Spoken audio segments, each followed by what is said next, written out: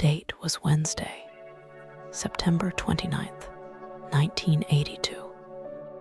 Meteorological records for Cook County indicate that the greater Chicago area experienced a mild autumnal climate, with temperatures ranging from a low of 49 degrees Fahrenheit to a high of 68 degrees. The skies were largely overcast, with humidity levels recorded at 72% in the early morning hours. It was under these atmospheric conditions that a sequence of events began in the western suburbs, initiating one of the most complex inquiries in the history of American law enforcement. The timeline of interest commenced in Elk Grove Village, a suburb located 20 miles northwest of downtown Chicago. According to the initial case file designated by the Elk Grove Village Police Department, activity at the residence of the Kellerman family began at approximately 6:30 ante-meridian. 12-year-old Mary Kellerman woke her parents to complain of a sore throat and general rhinitis, symptoms consistent with a common seasonal cold. Parental statements documented in the official police report indicate that the child was taken to the family bathroom, where she was administered 1 capsule of extra-strength Tylenol from a bottle kept in the medicine cabinet. The investigation later noted that this specific container bore the lot number MC 2880. At 6:35 ante-meridian, Mary Kellerman returned to the bathroom. Moments later, her parents heard the sound of an object striking the floor. Upon investigation, they discovered the child in a collapsed state on the bathroom tile. Emergency medical services were contacted immediately. The Elk Grove Village Fire Department dispatch logs record the call at 700 hours.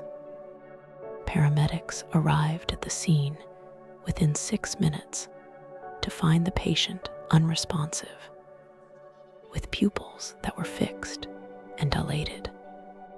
Despite immediate resuscitative efforts, including cardiopulmonary resuscitation and the administration of supplemental oxygen, there was no change in the patient's condition. The ambulance transport logs indicate a departure from the Kellerman residence at 6:55 ante-meridian. Upon arrival at the emergency department of Alexian Brothers Medical Center, medical personnel continued advanced life support measures.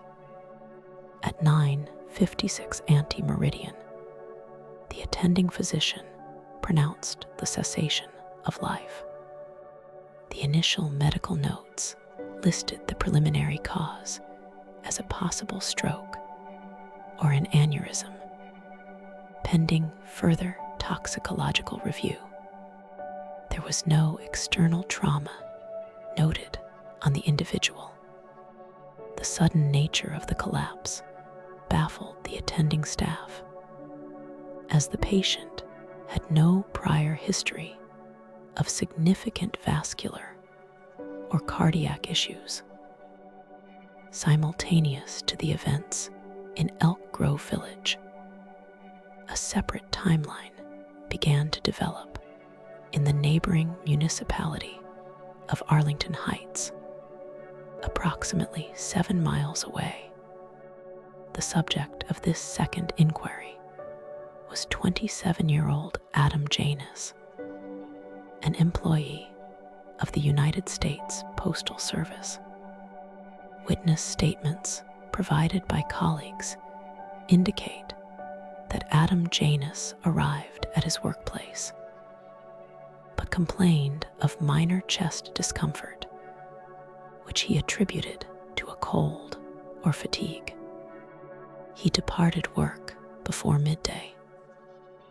Transaction records retrieved later by investigators show that Adam Janus stopped at a Jewel-Osco grocery store located at 122 North Vale Avenue. The receipt timestamp indicates the purchase of a bottle of extra-strength Tylenol capsules at approximately 12:15 post-meridian. Upon arriving at his home, Adam Janus entered the kitchen. Based on the position of the recovered evidence, it is believed he opened the newly purchased bottle and ingested 2 capsules. Shortly thereafter, he walked into the bedroom where he collapsed. The Emergency Dispatch Center in Arlington Heights received a call at approximately 12:55 post-meridian. Paramedics arrived to find Adam Janus in critical condition. His breathing was labored and erratic, a symptom recorded as gasping respiration, and his blood pressure was dangerously low. He was transported to Northwest Community Hospital. Despite the intervention of the medical team, Adam Janus succumbed to physiological distress and was pronounced passed away at 3:15 post-meridian. The initial working theory was a massive myocardial infarction. Given the report of chest pain earlier in the day, the narrative then shifts back to the Janus residence in Arlington Heights, where the situation evolved into a compound tragedy. Following the notification of Adam Janus's passing, family members gathered at his home to mourn. Among those present were Adam's brother, 25-year-old Stanley Janus, and Stanley's wife, 19-year-old Teresa Janus. The atmosphere in the house was described by witnesses as highly emotional. According to statements taken later by detectives, at approximately 5 post-meridian, both Stanley and Teresa complained of headaches, likely induced by the stress of the afternoon. Witnesses observed Stanley Janus entering the kitchen. He located the bottle of extra-strength Tylenol on the counter, the same bottle Adam had purchased hours earlier, and dispensed capsules for himself and his wife. Teresa Janus ingested 2 capsules. Stanley Janus also ingested 2 capsules. At approximately 5:15 post-meridian, the Arlington Heights Fire Department received a second emergency call to the Janus residence. The dispatch records indicate a high level of confusion, as the operator initially believed the caller was reporting the earlier incident involving Adam. When paramedics arrived for the second time that day, they found Stanley and Teresa Janus unconscious. The first responders, some of whom had attended to Adam hours earlier, noted the uncanny similarity in the symptoms: dilated pupils, foaming at the mouth, and severe respiratory distress. Stanley was taken to Northwest Community Hospital, the same facility where his brother had been pronounced passed away. Teresa was transported to the same hospital initially. At 5 post-meridian, the medical staff was confronted with 3 members of the same family suffering from identical catastrophic system failures within a 4-hour window. Stanley Janus was pronounced passed away shortly after arrival. Teresa Janus remained on life support, showing no brain activity. She would be pronounced passed away 2 days later. It was at this juncture that the investigation transitioned from a medical inquiry to a procedural forensic matter.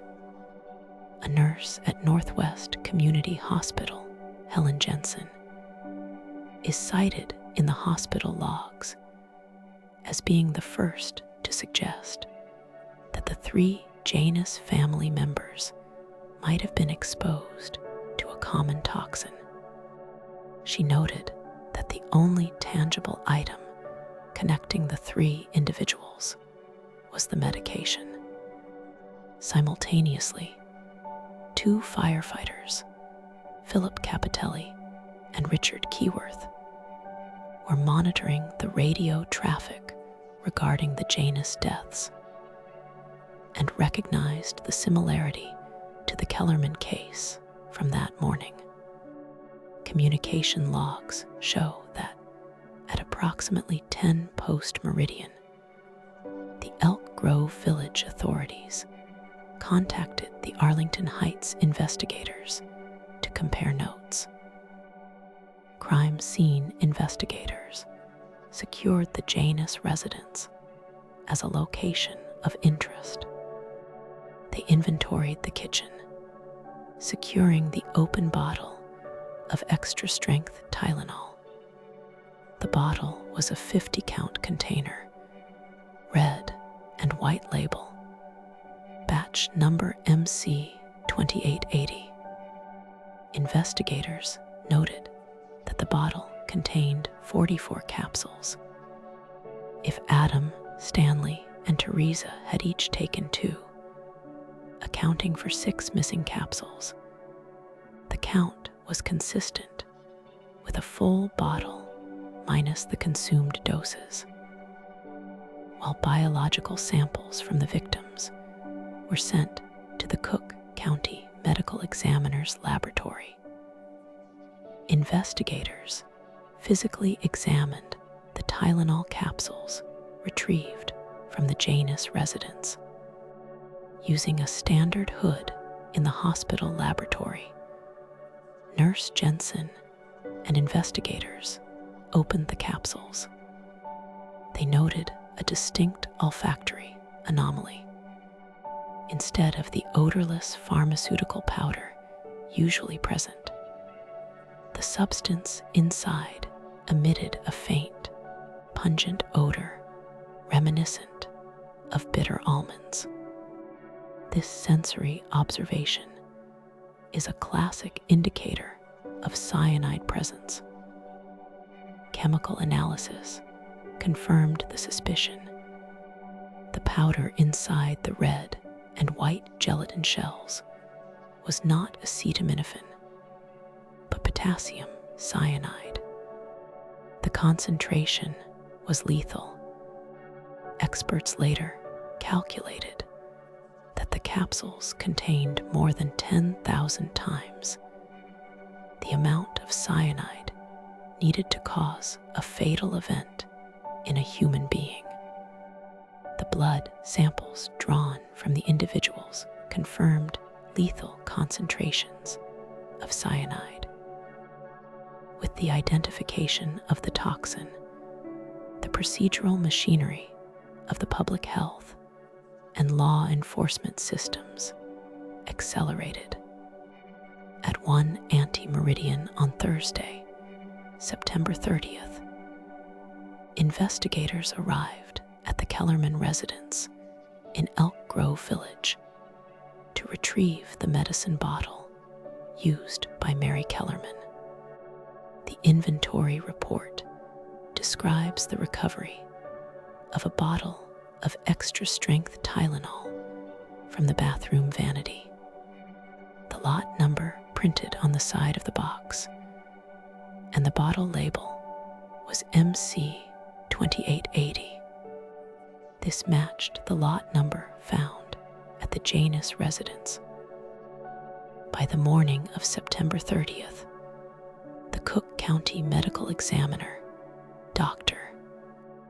Robert Stein, held a press conference urging the public to discontinue the use of any Tylenol products immediately.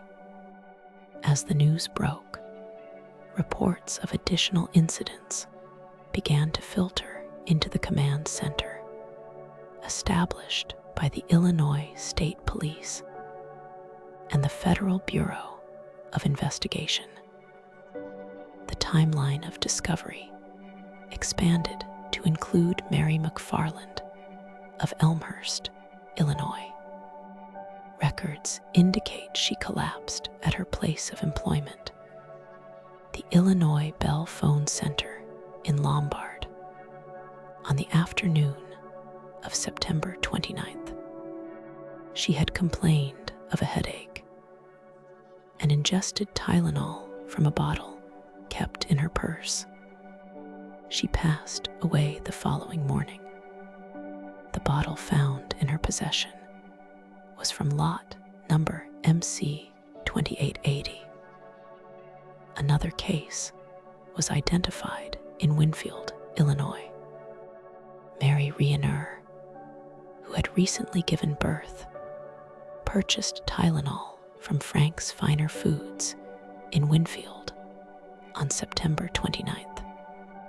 After ingesting the capsules for postpartum pain, she collapsed and was taken to the hospital, where she later passed away.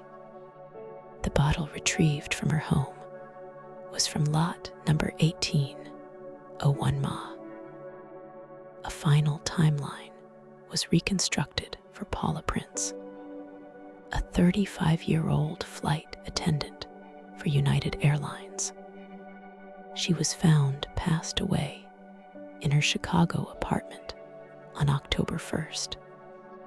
However, receipts found in her purse showed she had purchased a bottle of extra-strength Tylenol on September 29th at a Walgreens at 1600 North Wells Street.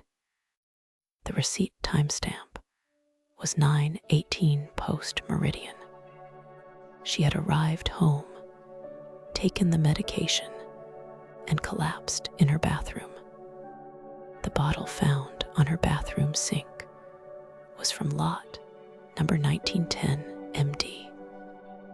The evidence log now contained multiple bottles from different lots: MC 2880, 1910 MD, and 1801 MA.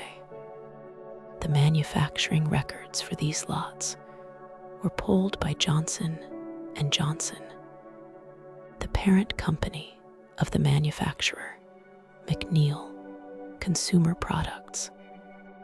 The records indicated that these lots were manufactured at separate facilities in Pennsylvania and Texas. This procedural fact was crucial. It suggested that the contamination did not occur at the point of manufacture, as it was logistically impossible for 3 different lots from 2 different plants to be contaminated simultaneously with the same poison, unless the contamination occurred downstream in the distribution chain.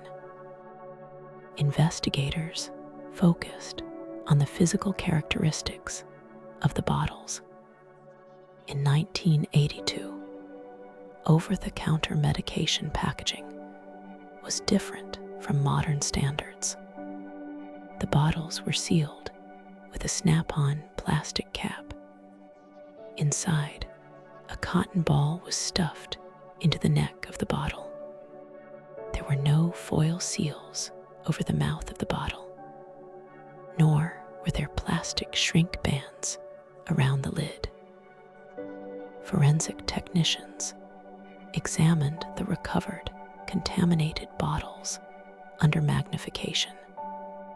The reports note that the capsules themselves showed signs of manipulation. Some of the gelatin halves were slightly disjointed or brittle, suggesting they had been pulled apart and reassembled. The cyanide powder, being crystalline and slightly coarser than the fine acetaminophen powder, caused minute bulges in some capsules. The perpetrator had manually separated the halves, emptied the acetaminophen powder, refilled the space with potassium cyanide, and reassembled the capsule. Tests concluded that the process would take approximately 30 to 45 minutes per bottle. The investigation canvassed the specific retail locations where the bottles were purchased. The list included the Jewel-Osco in Arlington Heights, the Jewel-Osco in Elk Grove Village, the Walgreens in Chicago, and Frank's Finer Foods in Winfield. Investigators mapped the locations and found they were all situated in the western and northern suburbs of Chicago. This geographic clustering supported the theory that the tampering had occurred at the retail level. The perpetrator had likely procured the bottles, taken them to a secondary location, introduced the toxic compound, and then returned the bottles to the store shelves, placing them in the front rows to ensure quick purchase. As of October 1st, 1982, the Chicago Police Department, along with suburban agencies, began a massive recall effort. Police officers were dispatched to every pharmacy and grocery store in the affected area. The logs show that officers physically removed all Tylenol products from shelves. Loudspeakers on police cruisers were used in some neighborhoods to warn residents. Johnson & Johnson subsequently recalled 31 million bottles of Tylenol capsules from across the United States. During the testing of hundreds of thousands of bottles, 3 additional compromised bottles were discovered in grocery stores that had not yet been purchased. One was found at a jewel store in Schaumburg, and another at a Dominic's Finer Foods in Chicago. These unpurchased bottles provided pristine forensic evidence, confirming the method of tampering without the chaos of a medical emergency scene. It confirmed the random nature of the distribution. The chemical analysis of the cyanide found in the unpurchased bottles revealed it was potassium cyanide of a high purity, roughly 90%. This specific grade was not available for general consumer purchase, but was common in industrial settings for plating, photography, or chemical synthesis. Investigators began subpoenaing purchase records for potassium cyanide from chemical suppliers across the Midwest, creating a list of thousands of potential leads. The investigation faced significant hurdles due to the lack of forensic transfer. No fingerprints belonging to a suspect were recovered from the bottles, labels, or boxes. The surfaces were not conducive to retaining latent prints, and it was presumed the subject wore gloves. No hair, fiber, or biological material was found. The anonymity of the transaction was absolute. FBI profilers theorized that the person responsible was a solitary individual, likely harboring a grievance with a meticulous nature. Investigators canvassed the parking lots of the affected stores, interviewing employees regarding anyone acting suspiciously in the analgesic aisles during the week of September 27th. One lead involved a report from a store clerk who recalled a bearded man observing the shelves intently. But the lack of video surveillance made verification impossible. Another avenue of inquiry involved the distribution network. Investigators mapped the routes of delivery drivers who serviced the affected locations. Logs were seized, and drivers were interviewed and subjected to polygraph examinations. However, the random distribution of the tainted bottles across different chains and delivery routes made the theory of a rogue driver statistically unlikely. By the end of 1982, the task force began to scale down, transitioning from an emergency response operation to a long-term cold case investigation.